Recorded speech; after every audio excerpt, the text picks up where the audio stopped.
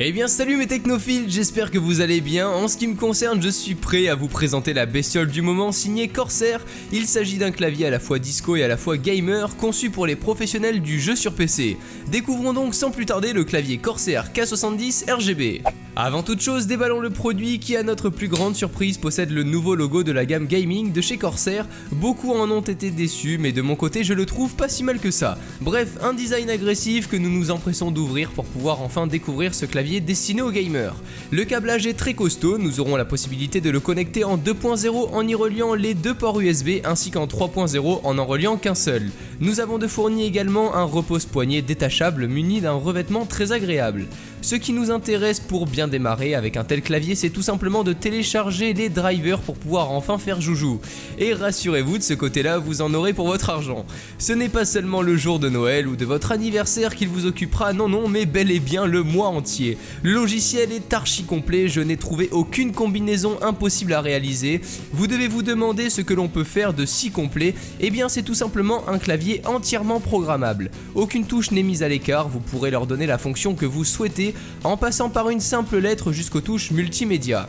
Mais ce n'est pas tout, et non, ce serait trop facile sinon. En plus de ça, vous allez pouvoir donner à chaque fonction ou touche une couleur respective ou encore une colorimétrie tout entière pour les touches sélectionnées. Je peux paraître flou, alors débutons avec un petit exemple.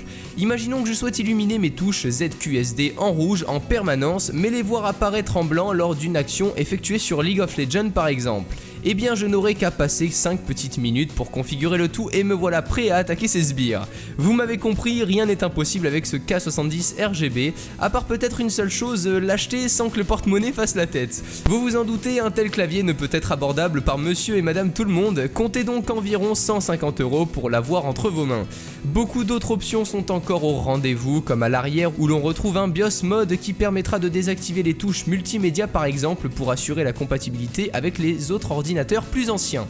J'ai peut-être un seul petit reproche à faire, c'est la connectique non détachable sur ce K70 RGB qui était pourtant présente sur le K70. Sinon, une fois le logiciel en main, nous arrivons à nos fins pour le paramétrer à nos souhaits, même si je dois l'avouer, après 4 bonnes heures d'utilisation, je n'ai pas encore réussi à tout appliquer et comprendre l'utilisation de certaines fonctions. Encore une fois, et comme je peux vous le conseiller à chaque fois, réfléchissez à vos besoins avant de vous lancer dans un tel achat qui peut être pour certains plus handicapant qu'autre chose. Pourquoi ai-je employé handicapant? Tout simplement parce que le toucher du clavier est loin d'être anodin. Sur celui-ci, les switches rouges sont présents. Pour ceux et celles qui ne connaissent pas les prochains termes, les liens dans la description vous éclaireront sûrement.